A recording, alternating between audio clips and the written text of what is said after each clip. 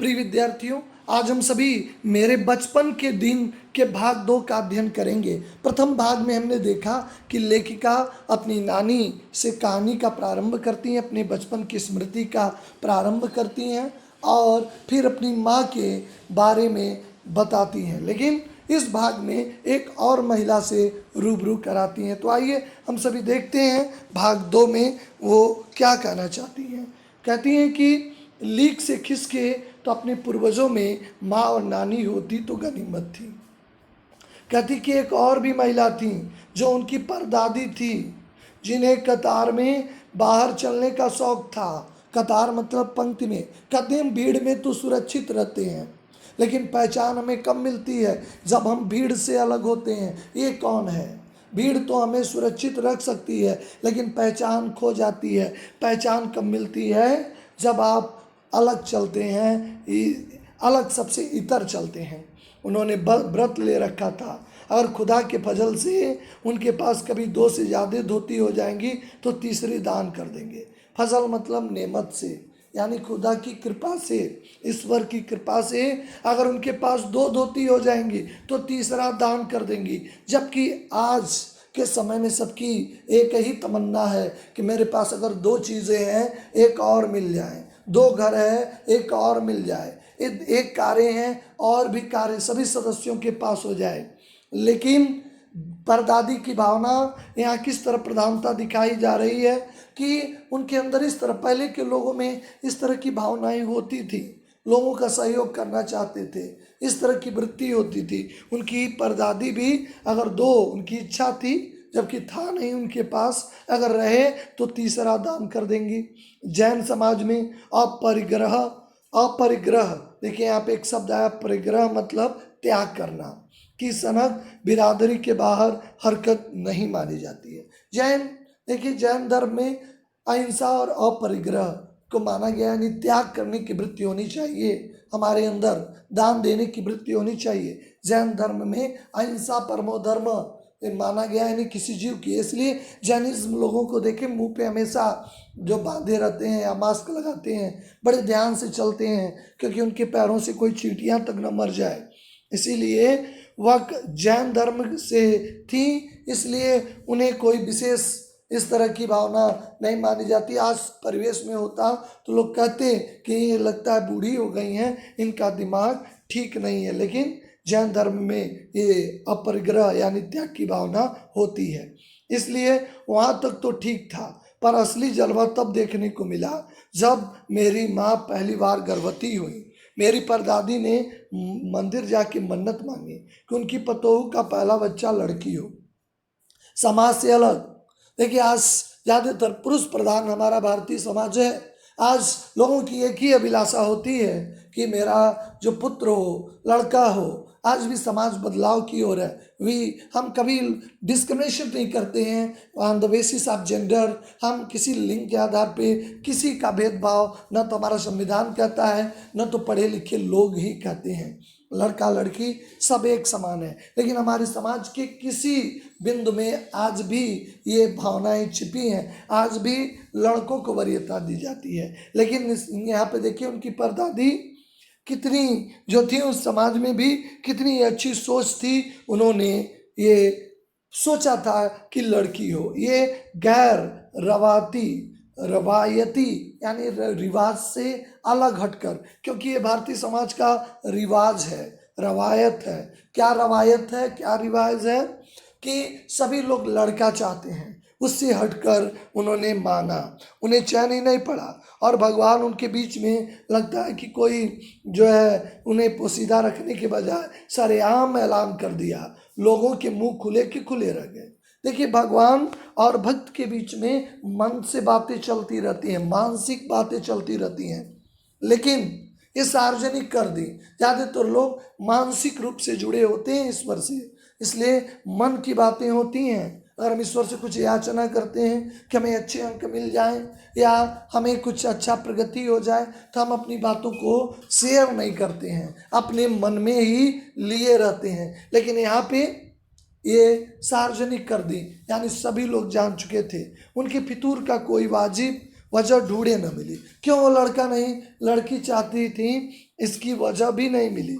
यह भी नहीं कह सकते कि खानदान में पुश्तों से कई पीढ़ियों से कोई कन्या नहीं पैदा हुई थी, इसलिए माँ जी बेचारी कन्यादान के पूर्ण अभाव को पूरा करने के चक्कर में थी। ऐसा विश्वास है कि कन्यादान एक अनिवार्य अंग है, यानी जरूरी है। अगर हमारे समाज में कन्यादान करते हैं तो निश्चित तौर पे एक पूरी के भागीदारी बनते हैं। तो ऐसा भी नहीं था कि उनके खानदान में इस अवसर से वंचित थी, क्योंकि पिताजी की नहीं दादाजी की भी बहनें मौजूद थी। पहला बच्चा हर बहू बेटा होता रहा है। खैर माँ जी अपनी तरफ से कोई सफाई नहीं दी, बल्कि बददस्तूर मंदिर जाके मन्नत रोज दोहराती थी। पूरा नुक्कड़ गांव जानता था कि माँ जी का भगवान के साथ सीधा सीधा तार जुड़ा हुआ है। ये घर ही नहीं पूरा नुक्कड़ भी जानता था कि दादी जी का बेतार का तार जुड़ा है। इधर वो तार खींचती और उधर से टन से तथास्तु ईश्वर प्रसन्न हो जाते थे, और टन से तथास्तु की ध्वनि सुनाई देती थी।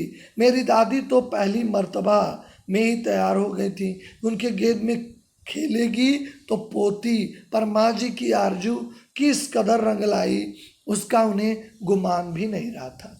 लड़की की वाजिब जुस्तजू सुनकर भगवान भी कुछ अफरा तफरी में आ गए कि तो अलग हट के मांग रही है, आज तक तो मुझसे इस तरह कोई फरियाद नहीं किया।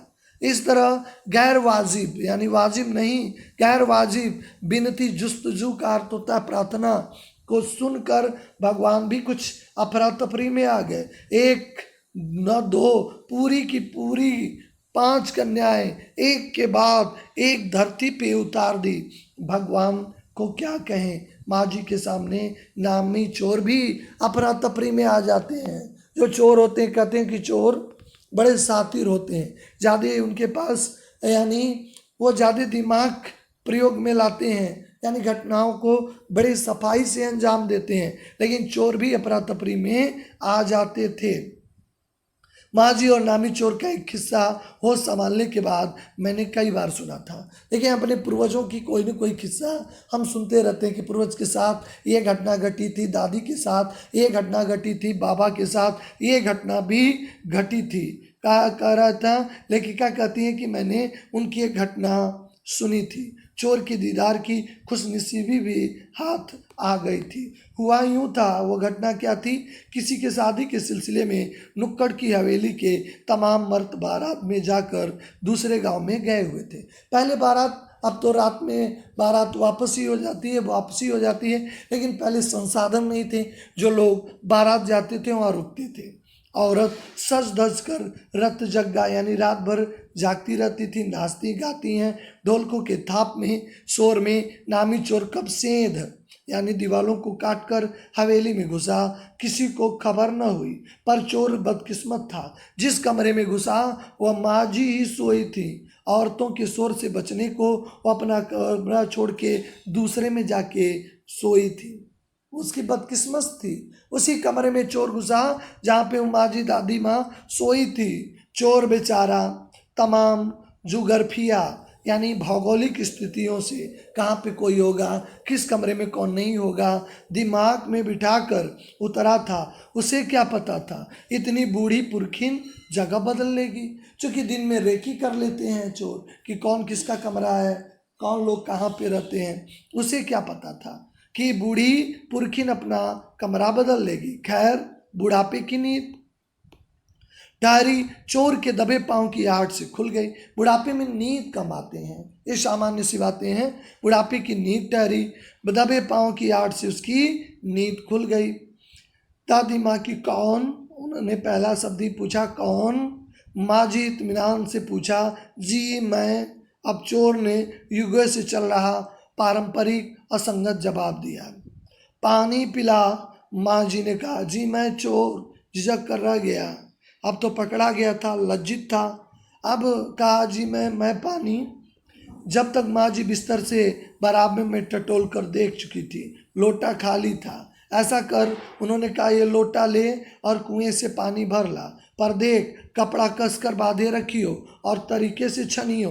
क्योंकि ये बात क्यों कर रही है कि लोटा जो कस के बांधे रखियो, कहीं कि लोटा कुएं में छूट न जाए। कीमती था तो लोटा धातु के होते थे और तरीके से छनियो, क्योंकि पत्ते और भी चीज़ें खुले होते थे, कुएं गिर जाते थे, इसलिए पानी हमेशा लोग छान के पीते थे, कुएं का पानी। इसलिए उन्होंने कहा कि कस कर बधियो और छान के लाइयो पानी। चोर घबरा गया। अंधेरे में उन्होंने कैसे जाना कि मुंह पे कपड़ा बंधा है और कमर में भांग। भगवान से उनका तार जुड़ा होने की खबर उसे थी, पर बुढ़िया भांग भी छानती होगी, एकदम यकीन नहीं हुआ। इसी से कुछ हैरान परेशान हो उठा। फिर दादी ने कहा जल्दी कर भाई। तभी तो माँ जी ने कहा बड़ी प्यास लगी है। उसने कहा पर मैं तो चोर हूँ। मारे घबराहट से और धर्म संकट के चोर सच कह गया। कहा कि अरे मैं कोई सामान्य आपके घर का आदमी नहीं हूँ, मैं तो चोर हूँ। हुआ करें।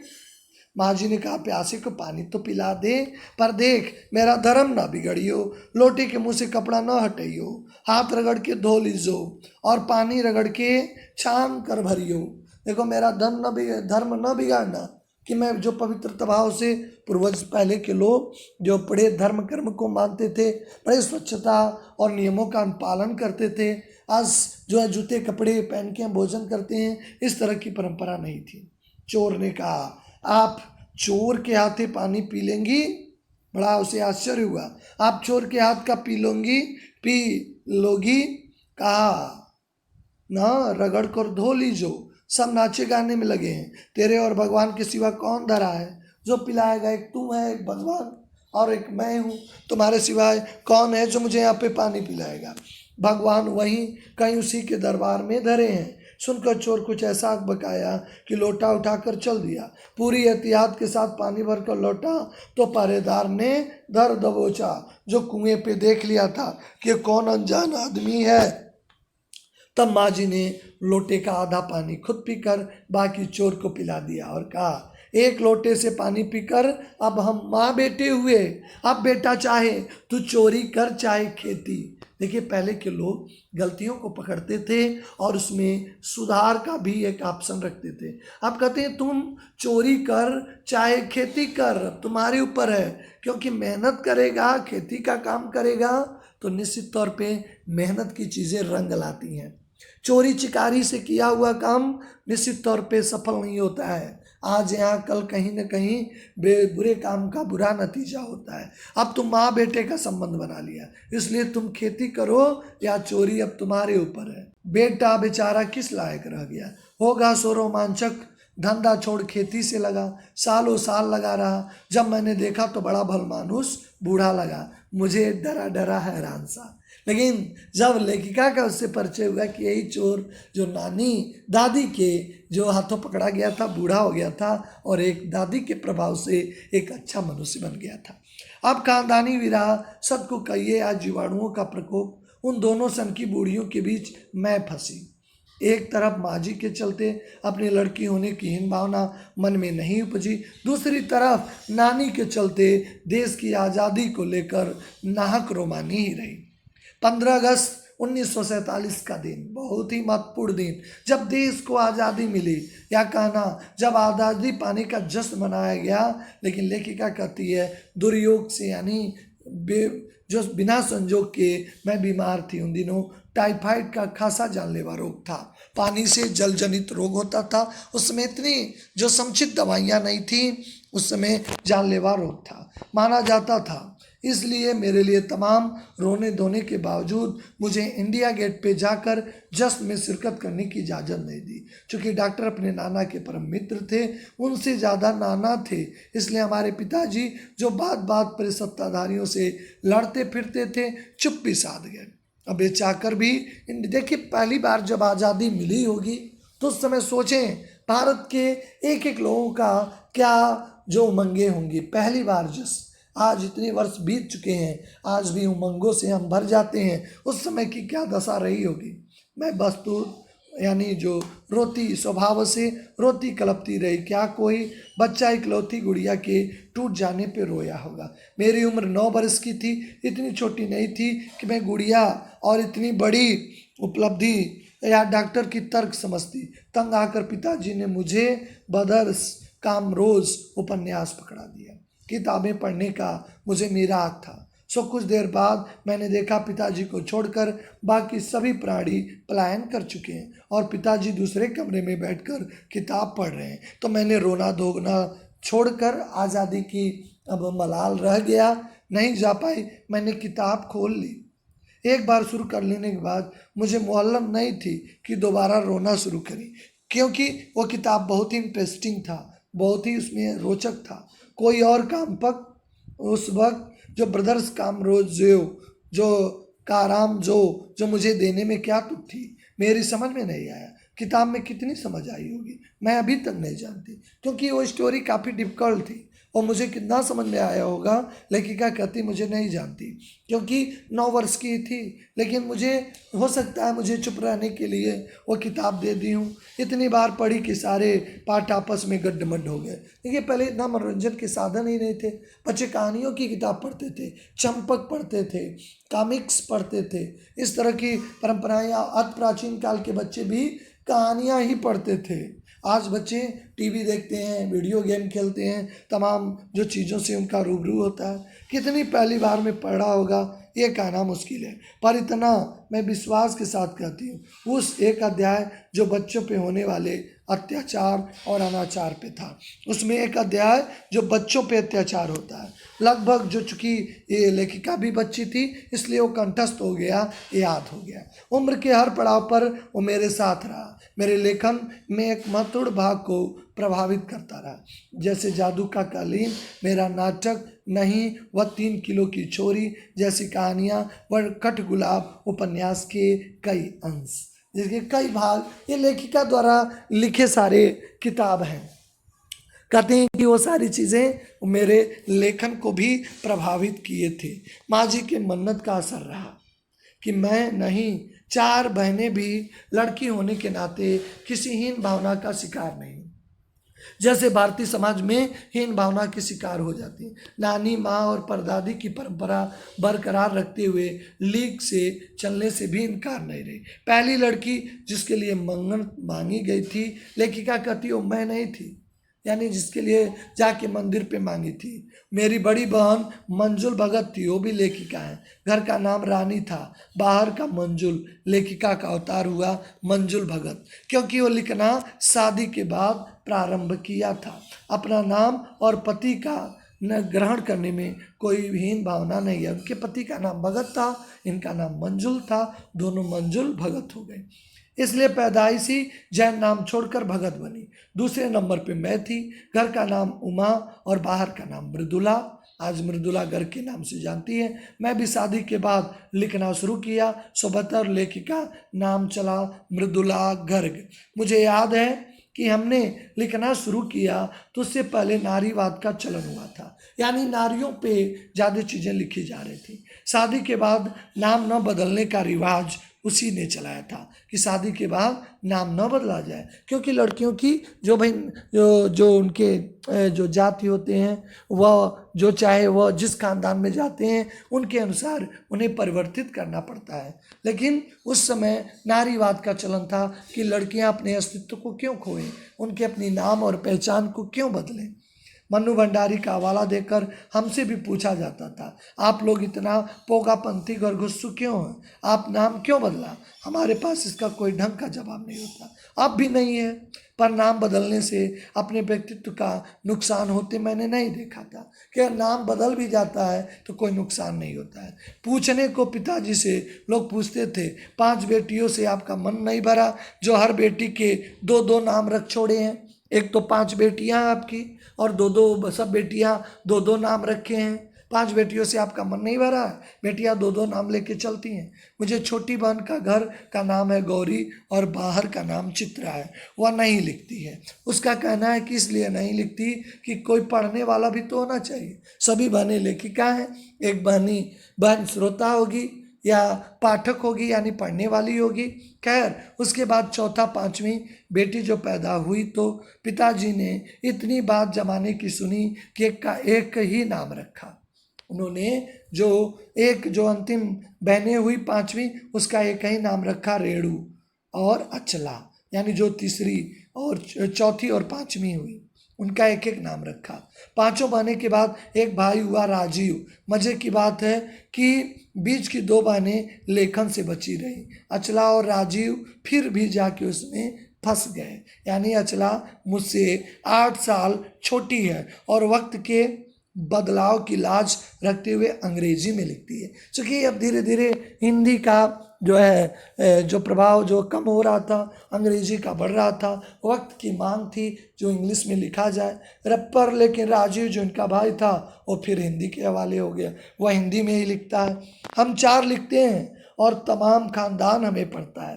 तमाम लोग देखिए, हम भी आज हम सभी भी उनकी बातों को पढ़ रहे हैं। मेरे ससुराल में मुझे कोई नहीं पढ़ता। इस तथ्य को हजम करने में मुझे काफ़ी वक्त लगा। फिर उसके कई फायदे भी नज़र आने लगे। कम से कम घर के भीतर तो मुझे हिंदी आलोचना बुद्धि से 2-4 नहीं होना पड़ा। कहते घर में नहीं कोई हमारी कहानियों को पढ़ता। कम से कम अगर कोई पढ़ता तो कोई न कोई क्रिटिसाइज करता, कोई न कोई कमियां ढूंढता। तो कम से कम लोग कमियों को नहीं ढूंढते हैं। कम से कम ये अच्छा हो गया कि उनकी लेखिका की कमियों के बारे में नहीं ढूंढते। इस तरह लेखिका ने अपने सभी भाई बहनों, एक भाई और 5 बहनों का यहाँ पे जिक्र किया, अपनी परदादी का किया, एक चोर का जिक्र किया। इससे पता चलता है इनकी 4 बहनें लेखन से जुड़ी रही। एक बहन जो रेणु नहीं जुड़ पाई। इनकी अचला बहन जो थी इंग्लिश में लिखती थी और इनका भाई राजीव हिंदी में लिखते थे। कहानियों को जो ये इनके बचपन के दिन जो इनका संस्मरण है, यानी अपनी स्मृति की बातों को लिख रहे हैं, इसके दूसरे भाग को आप लोगों ने समझा होगा। चलिए अब तीसरे भाग के साथ हम नेक्स्ट वीडियो में आपसे मिलते हैं। आप सभी का धन्यवाद। हिंदी उत्कर्ष चैनल को आप लाइक और सब्सक्राइब करें ताकि आपको नई वीडियो का अपडेट मिलता रहे और आप अपने ज्ञान का अर्जन करते रहें।